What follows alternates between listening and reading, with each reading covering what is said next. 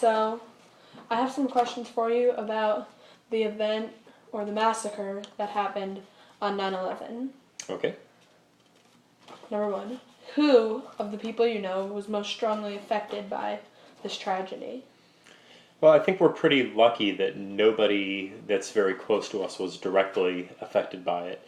At the time that it happened, one of my coworkers had a sister who was on one of the planes, so he certainly was the one that was the most directly and severely impacted by it. Oh, that's off. Alright. What was your first thought when you saw the plane hit the building? I didn't actually see the plane hit the building. I was getting off of the train at Grand Central Station, and I could see the plume of smoke that was in the air from when the first plane had hit. And I think, like most people, it just looked like there might have been a big fire somewhere, maybe far away. You could definitely see it from all over the city, so you could tell something was going on. As I walked a little further on, then there was a taxi cab that had their doors open, and they were playing a news radio station loud, so people on the street could hear it. And it said that a plane had hit the tower, and I think I imagined it being like a small, like a Cessna plane, like the kind of like a single passenger or two passenger plane. And I think a lot of people had the same first thought. When the was I think the first reaction. Yeah, I understand. What was the impact on you personally? Well, personally, the impact was on one level. It was like an inconvenience that I was in the city and was stuck there for a while. The bigger impact, though, is that I think it changed the way people think about the world in a lot of ways. Wow. That's Where were you when you first found out about the tragedy that was taking place on that day? Well, I think when I first realized that it was something serious, like I said, most people were thinking that it was a small plane. So there was a park right outside my office, and I went there. I used to have a breakfast sandwich there before I would go into work in the mornings. And so I was sitting on the park bench, and there were these construction workers that were up on a scaffold, maybe 15 stories up in the air. So they saw the second plane hit, and I could hear them just screaming and going crazy up on the scaffolding. And then they started yelling down the street. A second one hit, and so that was where I was when I first realized that it was a bigger issue than just an accident or a small plane. And then, from there I went back up to my office, and we had the news playing on the radio there also. There really wasn't. The internet connections went down really quickly, so really the only way to get news in the office, because we didn't have a TV, was through the radio. And as the day went on, it just kept getting worse and worse. You kept realizing when they announced that the Pentagon was hit and that there was the other plane in Pennsylvania. Just the entire day just kind of went. It just kept getting worse and worse and worse and more chaotic. Yeah. All right.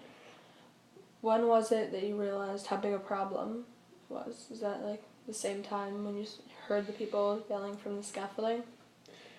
Even then, it was just kind of in the panic of the moment. I think when we realized how big a problem it was when we heard about the towers falling.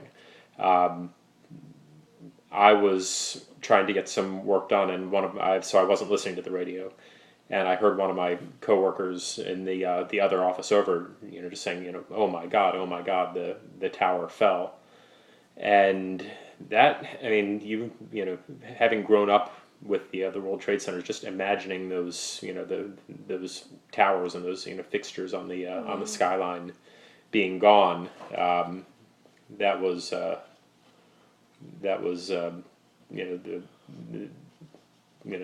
moment where it was things were pretty bad. Yeah, I understand. What scared you the most about the 9/11 attacks? Well, for a while there, pretty much it was kind of a state of paranoia. Still took the train into work every day, and there was just always that feeling of, well, things went so bad, out of nowhere. On September 11th, what's going to happen today? What's almost every single day riding in, just thinking, what possibly could go wrong. Yeah. Walking through crowds of people, you were always wondering, is the next thing going to happen? There was also around the same time in New York City an anthrax scare. I don't know if you know about that or not, but anthrax is a poison that if you touch it, it causes a disease. That it's like a very, very bad virus. And so even like if you saw a box of something on the street, or there were rumors going around as, oh, they're going to put anthrax on the subway cars. They're going to that it was. That was A scare. That was another, definitely. Wow. Number 7. What do you think about first when you look back 14 years ago? What do I think first? I remember what a beautiful day it was. That was kind of the strange thing about it. It was kind of like today. It was like one of the first really cool kind of autumny but still nice days of summertime. I remember a lot about it. I mean, that's probably the thing that first comes to mind. But kind of the way the whole morning played out, the way the day played out. Afterwards, walking through the streets where there was no traffic, just thousands and thousands of people walking through the streets. I don't know. There's a lot of memories of that day. I can't say that any one of them stands out more than the others.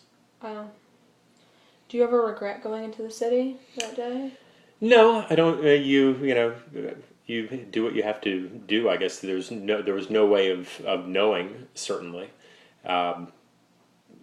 What I had to go through was a very minor inconvenience compared to people that were closer to it or had friends or loved ones there. So, no, I don't regret it. No?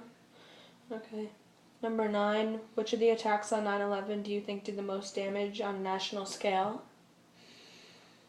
Which of the individual attacks did? Well, I think that the World Trade Center attacks definitely did the most damage, because again, those buildings were such a fixture of everybody's life and the identity of the city, and they were built when I was a young kid, younger than you even. So just having they were there my whole life, and so to have them gone was and I think for millions of people in the city just kind of losing that. You wake up in the morning and they're there, and that night they're gone.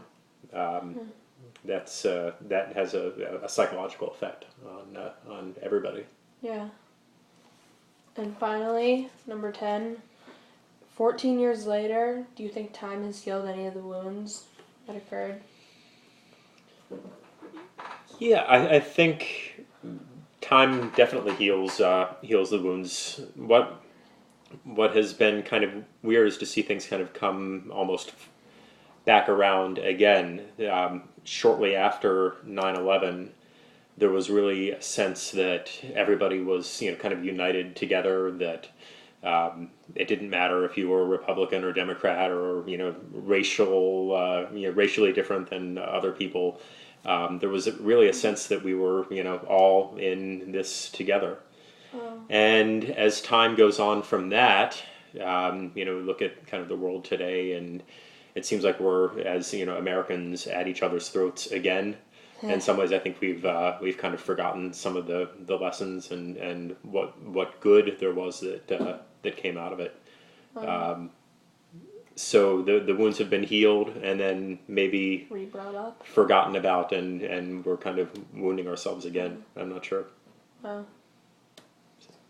All right. Okay, that concludes our interview. Thank you. You're welcome. All right.